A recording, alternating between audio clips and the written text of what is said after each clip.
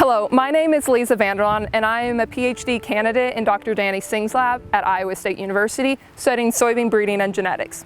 In particular, I study soybean heat stress tolerance.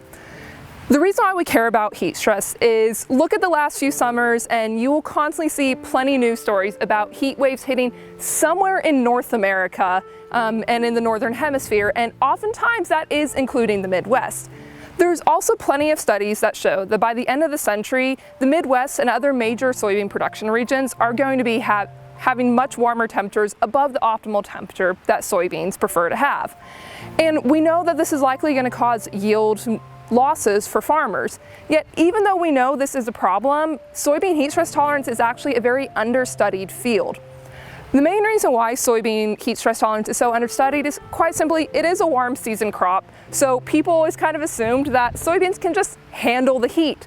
But their critical temperature is only about 86 degrees Fahrenheit, and here in Iowa we definitely get temperatures above that every summer. So about 86 degrees Fahrenheit or higher during the seed filling stage actually results in critical yield losses. So with that in mind, we're wanting to study the genetics and how soybeans are actually responding to the above optimal temperatures to this heat stress. So in the Soynomics group, we're approaching the soybean heat stress tolerance from a couple different approaches. One of the major things we have to keep in mind is once soybeans or any crops start to get exposed to heat stress, there's not really anything we can do to help them.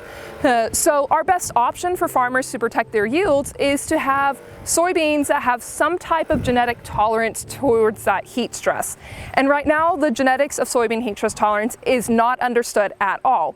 So in the Soynomics group, we are looking at the responses, looking at what sensors we can actually use to detect heat stress in soybean, as well as starting to develop protocols so we can actually start to screen soybeans for heat stress tolerance.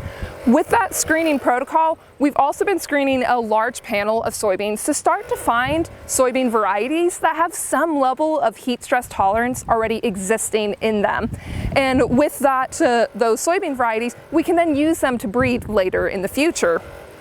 So what we have found, soybeans being some of the things that they're most affected by heat stress is actually their chlorophyll content, and then that in turn is affecting their photosynthetic capabilities, and they're generally also accelerating their growth rate, which is likely resulting in more extenuating yield losses.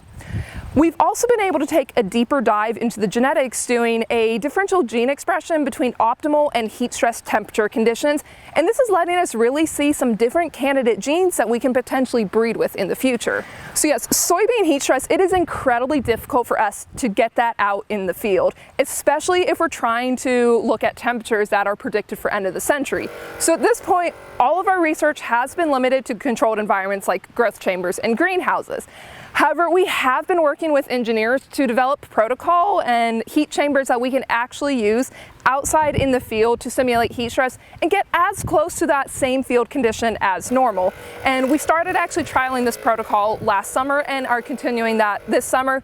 And with that, we've actually been able to see some really interesting effects of heat stress in soybean that we weren't able to see previously in the controlled environments. This research, the benefits we hope to have is using this information to find the genetics of heat stress tolerance and start to be able to figure out how we can improve soybeans and start to have the commercially suitable varieties have a level of heat stress tolerance.